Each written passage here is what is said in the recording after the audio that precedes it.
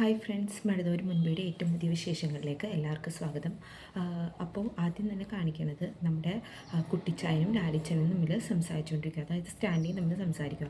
അപ്പോൾ ഇങ്ങനെ സ്റ്റാൻഡിനെ കുറ്റപ്പെടുത്തിക്കൊണ്ട് ഇങ്ങനെ സ്റ്റാൻഡിയുടെ അപ്പച്ചൻ ഇങ്ങനെ പറയുക, നിനക്ക് ഒരു വിചാരമൊക്കെ വേണ്ടായിരുന്നോ? നീക്ക് മറ്റുള്ളവരെ പറ്റി ആലോചിച്ചിട്ട് വേണ്ടായിരുന്നോ ഇങ്ങനെ തീരുമാനം എടുക്കാനായിട്ട്? എന്തായാലും ശരി, ഞാൻ അങ്ങോട്ട് വരുവാ, ഞാൻ അവളെ പറഞ്ഞു വിട്ടോളാം എന്നൊക്കെ പറയും. അപ്പോൾ സ്റ്റാൻഡി പറയും, അവളോട് ഒരു വാക്ക് പറഞ്ഞ് അവൾ ഇവിടെ നിന്ന് പോയിക്കോളും. കാരണം അവൾക്ക് ഇവിടെ തീരെ പിടിച്ചിട്ടില്ല ഈ സ്ഥലം ഇതൊന്നും. പിന്നെ എൻ്റെ സ്വഭാവം അവൾക്ക് ഒട്ടും പിടിച്ചിട്ടില്ല, അതുകൊണ്ട് തന്നെ പറഞ്ഞ അപ്പം തന്നെ അവൾ പോയിക്കോളും. പക്ഷേ അങ്ങനെയല്ലല്ലോ, 23 വർഷം അവൾ അനാഥാലയത്തിൽ കഴിഞ്ഞില്ലേ, അതൊക്കെ ഞാൻ അപ്പച്ചനോട് പറഞ്ഞതല്ലേ, പിന്നെ എന്തിനാ എന്നൊക്കെ ഇങ്ങനെ ചോദിക്കും. അപ്പറയും നീ അവിടെ ആരോടെങ്കിലും ഇങ്ങനെ പറഞ്ഞായിരുന്നോ നിൻ്റെ മകളാണ് എന്ന് കുട്ടിച്ചായൻ ചോദിക്കുക. അപ്പോൾ സ്റ്റാൻഡി പറയും, പറഞ്ഞിരുന്നു, ഇവിടുത്തെ ജോലിക്കാരോട് പറഞ്ഞിരുന്നു എന്ന് പറയും. അപ്പോൾ ലാലിച്ചൻ പറയും, നിനക്ക് കുട്ടിച്ചായൻ പറയും, നിനക്ക് ഇത്ര ബുദ്ധിയില്ലാതായോ? നീ എന്ത് പരിപാടിയാണ് കാണിച്ചത്? ഇങ്ങനെയുള്ള കാര്യങ്ങൾ നമ്മൾ തുറന്ന് പറയാമോ? നാണക്കേടല്ലേ എന്നൊക്കെ ഇങ്ങനെ പറയും. അപ്പോൾ സ്റ്റാൻഡി പറയും, ഞാനില്ലാത്തതൊന്നും പറഞ്ഞില്ലല്ലോ, ഞാൻ ഉള്ള കാര്യമല്ലേ പറഞ്ഞതെന്ന് പറയും. അപ്പോൾ സ്റ്റാൻഡിയുടെ അപ്പച്ചൻ പറയും, എന്നാലും അത് വേണ്ടായിരുന്നു.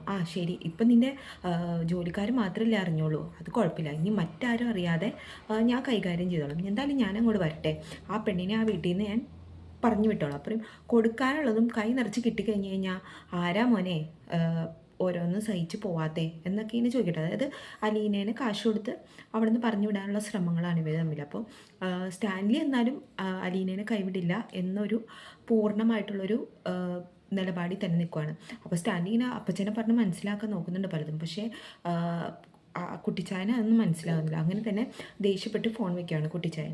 ഇതിന് ശേഷം കാണിക്കുന്നത് നമ്മുടെ വൈജയന്തി അങ്ങോട്ടും ഇങ്ങോട്ടും നടക്കുക കേട്ടോ. അപ്പോൾ നമ്മുടെ ബബിത അവിടെ ഫോണിലിരുന്ന് എന്തൊക്കെയോ കാണുന്നുണ്ട്. അപ്പോൾ അങ്ങോട്ടേക്ക് കൃഷ്ണമോൾ വരും. എന്നിട്ട് കൃഷ്ണമോൾ എന്നിട്ട് ചോദിക്കും, എന്താ ബബിതേച്ചി, എന്താ പറ്റിയേ?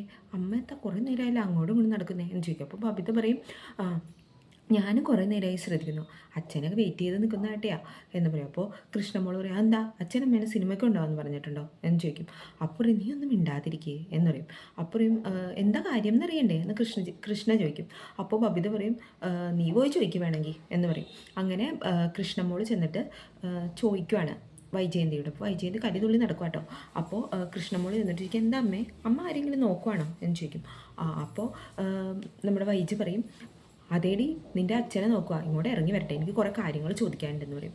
അപ്പോൾ കൃഷ്ണ പറയും, എന്തിനാ അമ്മ വെറുതെ ഒരു പ്രശ്നത്തിന്, എന്താ അച്ഛൻ അമ്മേനെ പുറത്ത് കൊണ്ടുപോകാമെന്ന് പറഞ്ഞിട്ടുണ്ടോ, കറങ്ങാൻ കൊണ്ടുപോകാമെന്ന് പറഞ്ഞിട്ടുണ്ടോ എന്ന് ചോദിക്കും. അപ്പോൾ തർക്കുത്തരം പറഞ്ഞാലുണ്ടല്ലോടി, നിന്നെയൊക്കെ ഞാൻ ശരിയാക്കുന്നുണ്ട് എന്നൊക്കെ വൈജ പറയുക. ഇതിന് ശേഷം ഇവരിങ്ങനെ സംസാരിച്ചുകൊണ്ടിരിക്കുന്നതിൻ്റെ ഇടയിൽ ബാലൻ മുകളിൽ നിന്ന് ഇറങ്ങി വരും. അപ്പോൾ ബാലൻ ഇറങ്ങി വരുമ്പോൾ ബാലന് വലിയ മൈൻഡൊന്നുമില്ല, ബാലന് പോകാൻ വേണ്ടി തിരിയുന്നു. അപ്പോൾ വൈജയന്തി പറയും, അതേ ബാലചന്ദ്രൻ ഒന്ന് അവിടെ നിന്നേ എന്ന് പറയും. അപ്പോൾ ബാലൻ തിരിഞ്ഞിങ്ങനെ നോക്കൂട്ടോ എന്താണെന്നുള്ള മട്ടില്ല. അപ്പോൾ പറയും, നിങ്ങൾ അലീനയ്ക്ക് ഇവിടുന്ന് പോയപ്പോൾ 12 പവൻ സ്വർണവും, അതായത് 15 ലക്ഷം രൂപയുടെ സ്വർണവും 17,000 രൂപയുടെ ഡ്രസ് പർച്ചേസ് നടത്തി കൊടുത്തോ എന്ന് ചോദിക്കും. അപ്പോൾ ബാലൻ പറയാൻ കൊടുത്തു എന്ന് പറയും. ഇത്രയൊക്കെ കൊടുത്തു വിടാനായിട്ട് അവളൊരു വേലക്കാരിയല്ലേ, അവൾക്ക് ഇത്രയും കൊടുക്കേണ്ട കാര്യം എന്താ എന്നൊക്കെ ഇങ്ങനെ വൈജി കുത്തി കുത്തി ചോദിക്കാം കേട്ടോ. അപ്പോൾ ബാലൻ പറയും, അത് നീ എന്തിനാ അറിയുന്നേ എന്ന് ചോദിക്കും. അപ്പോൾ പറയും, അവൾ ഇതുവരെ ഇവിടെ ചെയ്ത സേവനങ്ങൾക്ക് ഇതൊന്നും കൊടുത്താൽ പോരാ, ഇതിനും അപ്പുറം കൊടുക്കണമെന്നായിരുന്നു എൻ്റെ ഇതെന്ന് പറയും. കാരണം നിൻ്റെ കൂടെ 3 മാസം ജീവിച്ചപ്പോൾ അവൾക്ക് 30 ലക്ഷം കൊടുക്കണമെന്നാണ് ഞാൻ വിചാരിച്ചത്, അത്ര സഹിച്ചിട്ടുണ്ട് അവൾ എന്നൊക്കെ ഇങ്ങനെ പറയാം കേട്ടോ. അപ്പോൾ കൃഷ്ണയും ബബിത ഇതൊക്കെ കേട്ടിങ്ങനെ ഇരിക്കുക. അപ്പോൾ വൈജയന്തി വീണ്ടും, അവളിവിടെ ഒരു 10,000 രൂപയ്ക്ക് വന്നൊരു വേലക്കാരിയല്ലേ എന്ന് ചോദിക്കും. അപ്പോൾ കൃഷ്ണ പറയും, അല്ല, മുത്തശ്ശീനെ നോക്കാൻ വേണ്ടിയിട്ട് ഹോം നേഴ്സായിട്ട് വന്ന ആളാന്ന് പറയണം എന്ന് പറയും. അപ്പോൾ നീ ഇതിലൊന്നും ഇടപെടണ്ട എന്ന് വൈജി പറയാം കേട്ടോ. അപ്പോൾ വൈജി പറയും, ഇവിടെ 10,000 രൂപ ശമ്പളത്തിൽ കൊടുക്കുന്ന അവളുടെ ഇത് മാസം മാസം നമ്മൾ അക്കൗണ്ടിൽ ഇടൂലായിരുന്നു, പിന്നെ എന്തുകൊണ്ടാണ് ഇവിടെ ഇത്രയും വേലക്കാർ ഇതിനിടയ്ക്ക് വന്നു, അവർക്കൊന്നും 100 രൂപ അധികം കൊടുത്തിട്ടില്ല എന്ന് പറയും. അപ്പോൾ ബാലചന്ദ്രൻ പറയും, അതെ അവർക്കൊക്കെ കൊടുത്തതേ നീയായിരുന്നു, പക്ഷേ അലീനയ്ക്ക് കൊടുത്തത് ഞാനാ, എനിക്കിപ്പോഴും അത് മതിയായിട്ടില്ല എന്ന് പറയും. അപ്പോൾ പറയും, പിന്നെ 1.25 ലക്ഷം രൂപ അവൾക്ക് അധികം ഇട്ട് കൊടുത്തത് എന്ന് പറയും ബാങ്കിൽ. അപ്പോൾ ബാലൻ പറയും, 1.25 അത്രയല്ലേ ഉള്ളൂ, അത് കുറഞ്ഞു പോയിന്ന് എൻ്റെ വിചാരം എന്ന് പറയും. അപ്പോൾ പറയും, ഇതിനും മാത്രം എന്ത് സേവനം അവളോട് ചെയ്തയോ, അവളെന്താ ഉരുട്ടി ഉണ്ടയാക്കിയിട്ട് സ്വർണ്ണക്കട്ടയാണോ തന്നത് നിങ്ങൾക്കൊക്കെ എന്ന് പറയും. അപ്പോൾ ബാലൻ പറയും, അവളെന്താ തന്നതെന്നും ഞങ്ങളെന്താ അവൾക്ക് കൊടുത്തതെന്നൊക്കെ ഞങ്ങൾക്ക് നന്നായി അറിയാം. അതിൽ നീയൊന്നും ഇടപെടേണ്ട എന്ന് പറയും. അപ്പറയും ഒന്നില്ലേലും എൻ്റെ മക്കളല്ലേ ഇതിൻ്റെയൊക്കെ ഈ കുടുംബസ്വത്തിൻ്റെയൊക്കെ അവകാശികൾ. അപ്പോൾ അവരനുഭവിക്കേണ്ട കാശല്ലേ കണ്ണി കണ്ട തെണ്ടി പെണ്ണുങ്ങൾക്ക് വേണ്ടിയിട്ട് കൊടുക്കുന്നതെന്ന് കീനെ ചോദിക്കാം. അപ്പോൾ ബാലനെ ഇങ്ങനെ തുറച്ചു നോക്കുന്നുണ്ട്. ബാലൻ പറയും, ഞാനേ എനിക്കിതൊന്നും കൊടുത്തത് മതിയായിട്ടില്ല. പിന്നെ അവൾ ഇവിടെ തന്ന സേവനങ്ങൾ എൻ്റെ കുടുംബത്തിനും എൻ്റെ മക്കൾക്കും ഒക്കെ വേണ്ടി ചെയ്ത് തന്ന സേവനങ്ങളുണ്ടല്ലോ, അതിന് എത്ര രൂപ കൊടുത്താലും മതിയാവില്ല. 30 ലക്ഷം രൂപ കൊടുക്കണം എന്നായിരുന്നു എൻ്റെ ആഗ്രഹം. പക്ഷേ 1.25 ലക്ഷമേ ഞാൻ കൊടുത്തുള്ളൂ. അതാ ഒരു ബോണസായിട്ടാണ് കൊടുത്തതെന്ന് പറയും. അപ്പോൾ വൈജയ്ക്ക് അങ്ങോട്ട് ആകെ ദേഷ്യം കേട്ടോ. വൈജ ഇങ്ങനെ മുഖമൊക്കെ കുറിപ്പിച്ച് ഇങ്ങനെ നിൽക്കുക. അപ്പോൾ ബാലചന്ദ്രൻ പറയും, ഒന്നും കൂടി അറിയാൻ പറയുമോ? നാളെ ഞാൻ ഒരു ഹാർട്ട് പേഷ്യൻ്റാണെന്നറിയാലോ, നാളെ ഞാനെങ്ങാനും മരിച്ചു പോയി കഴിഞ്ഞ് കഴിഞ്ഞാൽ അവൾക്ക് ഇനിയും കൊടുക്കേണ്ടത് നീയാ എന്ന് പറയും. അപ്പോൾ വൈജി ഇങ്ങനെ ഞാൻ കൊടുക്കും എന്നുള്ള മട്ടിലിങ്ങനെ പറയും കേട്ടോ. എന്നിട്ട് ബാലചന്ദ്രൻ പറയും, എൻ്റെ കാര്യങ്ങളിൽ ഇടപെടാൻ വരണ്ട എന്നുള്ള മട്ടിൽ വൈജയനെ ഒരു മൈൻഡ് പോലും ചെയ്യാതെ അവിടെ നിന്ന് പോവാട്ടോ. അപ്പോൾ വേഗം തന്നെ ബബിതയും കൃഷ്ണമോളും ഇങ്ങനെ നോക്കുന്നുണ്ട് കേട്ടോ. വൈജയുടെ നിസ്സഹായാവസ്ഥ കണ്ടിട്ട് വേഗം തന്നെ കൃഷ്ണമോൾ അടുത്ത് വന്നിട്ട് വൈജയനോട് പറയും, അമ്മയ്ക്ക് വല്ല കാര്യമുണ്ടോ? കിട്ടിയില്ലേ അമ്മയ്ക്ക്? വയറ് നിറച്ചും കിട്ടി. നല്ല കണക്കും കാര്യങ്ങളൊക്കെ കണ്ടുപിടിച്ചുകൊണ്ട് വന്നതാ. 15 ലക്ഷത്തിൻ്റെ സ്വർണം, 17,000 രൂപ, അതുകൂടാതെ 50,000 ഫിക്സഡ് എന്നൊക്കെ. അതിനൊക്കെ തക്ക മറുപടി അച്ഛൻ തന്നല്ലോ എന്ന് പറഞ്ഞിട്ട് അവരങ്ങോട്ട് പോയി. അപ്പോൾ വൈജി ഇങ്ങനെ എങ്ങനെയെങ്കിലും പോയ പ്രതാപം പിടിച്ചെടുക്കാനുള്ള ഇതിൽ ഇങ്ങനെ നിൽക്കുക. ഇതിന് ശേഷം കാണിക്കുന്നത് നമ്മുടെ അലീന റൂമിലിങ്ങനെ ഇരിക്കുക കേട്ടോ. അപ്പോൾ റൂമിൽ ഫോണിൽ വേറെ പണിയൊന്നും എടുക്കാൻ സമ്മതിക്കില്ലല്ലോ സ്റ്റാൻലി, അതുകൊണ്ട് ഫോണിൽ പാട്ടൊക്കെ ആയിട്ട് ഇങ്ങനെ ഇരിക്കുക. അപ്പോൾ വാതിലിൽ ഇങ്ങനെ മുട്ടും. അപ്പോൾ ചെന്ന് നോക്കുമ്പോൾ നമ്മുടെ സ്റ്റാൻലി ആയിരിക്കും, കയ്യിലൊരു പത്രവുമുണ്ട്. അപ്പോൾ അലീനയോട് സ്റ്റാൻലി ചോദിക്കും, എന്താ അലീന, നീ ബോറടിച്ചിരിക്കുമായിരിക്കും അല്ലേ എന്ന് ചോദിക്കും. അപ്പോൾ അലീന പറയില്ല, ഞാൻ പാട്ട് കേൾക്കുമായിരുന്നു എന്ന് പറയും. അപ്പോൾ സ്റ്റാൻലി പറയും, കുഴപ്പമില്ല, ന്യൂസ് പേപ്പർ വായിക്കുന്ന ശീലമുണ്ടോ, ഇത് വായിച്ചോ എന്ന് പറഞ്ഞത് കൊടുക്കും. അപ്പോൾ അതൊരു ഇംഗ്ലീഷ് ന്യൂസ് പേപ്പർ ആട്ടോ. അപ്പോൾ അലീന അതിങ്ങനെ തിരിച്ച് മറിച്ച് നോക്കും. അപ്പോൾ സ്റ്റാൻലിക്ക് എന്താ, നിനക്ക് ഇംഗ്ലീഷ് വായിക്കാൻ അറിയില്ലേ എന്ന് ചോദിക്കും. അപ്പോൾ അലീന പറയും, പിന്നെ എനിക്ക് ഇംഗ്ലീഷൊക്കെ വായിക്കാനറിയാം എന്ന് പറയും. അപ്പോൾ ഇവിടെ ഇതല്ലേ വരുത്തുന്നത് എന്ന് ചോദിക്കുമ്പോൾ സ്റ്റാൻലി പറയും, അതെ, ഇനിയിപ്പോൾ മനസ്സിലായില്ലെങ്കിലും കുറച്ച് ദിവസം ഇങ്ങനെ വായിച്ച് ശീലമായിക്കോളും, ഇതൊക്കെ ശീലമാക്കണം എന്നൊക്കെ ഇങ്ങനെ പറയും. അപ്പോൾ അലീന ഇങ്ങനെ എന്ത് ചെയ്യാനാ, ഞാൻ ശീലിച്ചോളാം, ശ്രമിച്ചോളാം എന്നുള്ള മട്ടിൽ ഇങ്ങനെ നിൽക്കും. അപ്പോൾ ചോദിക്കും, അലീനയ്ക്ക് എന്തൊക്കെ ഫുഡാണ് വേണ്ടതെന്ന് വെച്ച് കഴിഞ്ഞാൽ പൗലോസിനോട് പറഞ്ഞാൽ മതി, അയാൾ നല്ല കുക്കാണ്. അപ്പോൾ അയാൾ ഇഷ്ടമുള്ളത് അലീനയുടെ ടേസ്റ്റിനനുസരിച്ചുള്ളത് ഉണ്ടാക്കി തരും എന്നൊക്കെ ഇങ്ങനെ പറയും. അപ്പോൾ അലീന പറയും, ഓക്കെ എന്ന് പറയും. എന്നിട്ട് അലീന പറയും, അതെ, ഞാൻ എല്ലാ ഭക്ഷണവും കഴിക്കും, കാരണം ഞാൻ അനാഥാലയത്തിൽ എന്നിങ്ങനെ ഓർഫനേജിൽ എന്ന് പറയുമ്പോൾ സ്റ്റാൻലി പറയും, മതി എന്ന് പറയും. എന്നിട്ട് കാരണം സ്റ്റാൻലിനെ അലീന തളച്ചിടുന്നത് ഈ അനാഥാലയത്തിലെ കാര്യം പറഞ്ഞിട്ടാണ്. വേഗം തന്നെ സ്റ്റാൻലി കുറച്ചങ്ങോട്ട് നീങ്ങി നിന്നിട്ട് പറയും, നീ അന്ന് മേനോൻ ഇവിടെ വന്നപ്പോൾ, അല്ലെങ്കിൽ മേനോനെ ഞാൻ കാണുമ്പോഴൊക്കെ നീ അദ്ദേഹത്തിനെ ഒരുപാട് തവണ അച്ഛ എന്ന് വിളിക്കുന്നത് ഞാൻ കേട്ടു എന്ന് പറയും. പക്ഷെ നീ എന്നെ ഒരിക്കൽ പോലും അങ്ങനെ വിളിച്ചില്ല എന്ന് പറഞ്ഞിങ്ങനെ സ്റ്റാൻലി ഇങ്ങനെ വിഷമിച്ചു. അപ്പോൾ അലീനക്കും സങ്കടമാവുന്നുണ്ട് കേട്ടോ. അപ്പോൾ അലീന പറയും, എന്നെ മോളേന്ന് വിളിച്ചില്ലല്ലോ എന്ന് പറയും. അപ്പോൾ സ്റ്റാൻലി ഇങ്ങനെ അന്താളിച്ച് നിൽക്കുക കേട്ടോ. അപ്പോൾ പറയും, അലീന പറയും, അച്ഛൻ എന്നെ മോളേന്ന് വിളിക്കാറുണ്ട്, നല്ല സ്നേഹത്തോടെ, സ്നേഹം മുക്കിയ തേൻ പോലെയാണ് അച്ഛൻ എന്നെ വിളിക്കുന്ന മോളേന്ന് പറയും. അപ്പോൾ സ്റ്റാൻലി പറയും, അപ്പോൾ നമ്മൾ തമ്മിൽ ഇനിയും ഒന്നുകൂടി അടുക്കാനുണ്ടല്ലേ എന്ന് ചോദിക്കും. അപ്പോൾ അലീന പറയും, ഇങ്ങനെ ചിരിക്കും.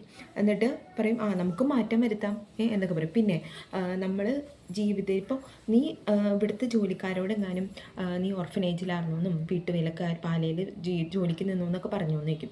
അപ്പോൾ അലീന പറയും, പറഞ്ഞു, ഒരു ചേട്ടൻ ബൈജു എന്ന് പറഞ്ഞ ചേട്ടൻ ഇങ്ങനെ ഓരോന്ന് ചോദിച്ചപ്പോൾ ഞാൻ പോരാൻ പോകുന്നതാണ്, പിന്നെ ആ ചേട്ടൻ ചോദിച്ചപ്പോൾ ഞാൻ ഇങ്ങനെ പറഞ്ഞു എന്ന് പറയും. അപ്പോൾ സ്റ്റാൻലി ചോദിക്കും, എന്തിനാ നമ്മുടെ പേഴ്സണൽ കാര്യങ്ങളൊക്കെ എന്തിനാ നമ്മൾ അലീന ഇങ്ങനെ മറ്റുള്ളവരോട് ഷെയർ ചെയ്യുന്നതെന്ന് ചോദിക്കും. അപ്പോൾ നീ താഴേക്കല്ല പോകേണ്ടത്, ഇനി മുകളിലേക്കാണ്, കാരണം നീ എൻ്റെ മകളാണ് എന്നൊക്കെ പറയും കേട്ടോ. അപ്പോൾ അലീന പറയും, ഞാൻ പറഞ്ഞതിലെന്ത് തെറ്റ്, അതല്ലേ സത്യം. പിന്നെ ആദ്യം തന്നെ ഞാൻ രാജകുമാരിയാണ്, രാജാവിൻ്റെ മകളാണെന്ന് പറഞ്ഞിട്ട് പിന്നീട് ആളുകൾ ഓരോ കാര്യങ്ങൾ അറിഞ്ഞു വന്ന് ഞാനൊരു വേലക്കാരിയാണെന്ന് അറിയുന്നതിനേക്കാളും നല്ലതല്ലേ ഞാൻ ആദ്യം വേലക്കാരിയാണെന്ന് പറഞ്ഞിട്ട് ഒരു രാജാവിൻ്റെ മകളായി മാറുന്നതെന്ന് ചോദിക്കുമ്പോൾ സ്റ്റാൻലി പറയും, ശരിയാണ്, നീ പറഞ്ഞത് ശരിയാട്ടോ എന്നിങ്ങനെ പറയും.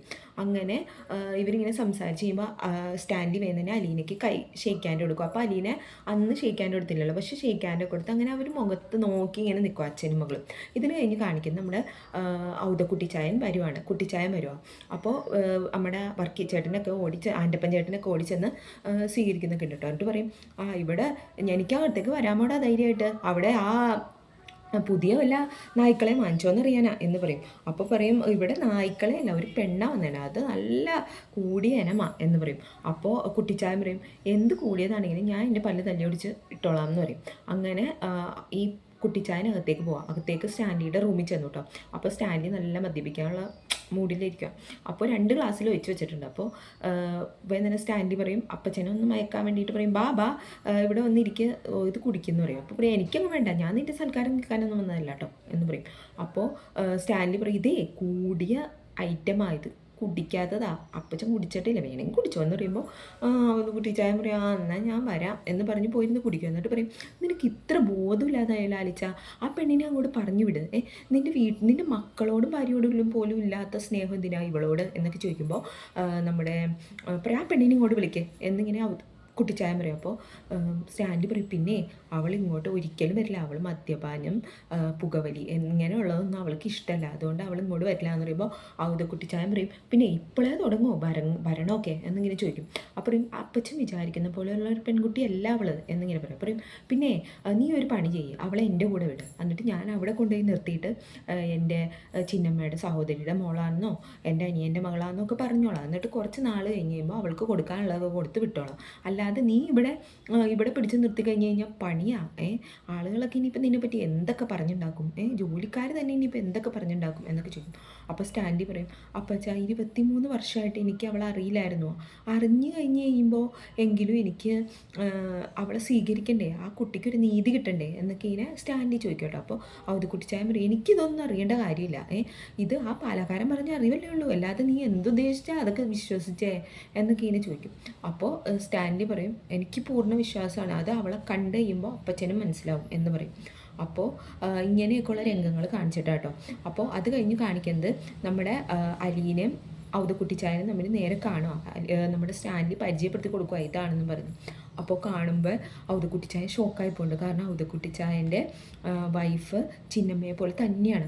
അപ്പോൾ അത് കഴിഞ്ഞിട്ട് അപ്പോൾ അലീന വന്ന് ചോദിക്കുന്നുണ്ട് ഔദക്കുട്ടിച്ചായനോട്, എന്നെ മനസ്സിലായോ എന്ന് ചോദിക്കുമ്പോൾ അലീന പറയും, എൻ്റെ വല്യപ്പച്ചനല്ലേ, എന്നെ ഇവിടെ നിന്ന് തല്ലി ഓടിക്കാൻ വന്നതല്ലേ എന്ന് ചോദിക്കും. അപ്പോൾ വേഗം തന്നെ പ്ലേറ്റ് മാറ്റും ഔദക്കുട്ടിച്ചായൻ, പിന്നെ ഞാൻ പറഞ്ഞു ഞാൻ തല്ലി ഓടിക്കാൻ വന്നതെന്ന്, നീ എൻ്റെ ചിന്നമ്മയുടെ അതേ സ്വരൂപമല്ലേ എന്നൊക്കെ പറഞ്ഞ് അവർ തമ്മിൽ ഇങ്ങനെ ഉള്ള സ്നേഹമുഹൂർത്തങ്ങളും ഒക്കെ ആയിട്ടാണ് അടുത്ത എപ്പിസോഡുകൾ വരുന്നത്. അപ്പോൾ എല്ലാവർക്കും ഇഷ്ടമെങ്കിൽ ലൈക്ക് ചെയ്യാനും സബ്സ്ക്രൈബ് ചെയ്യാനും മറക്കരുത്.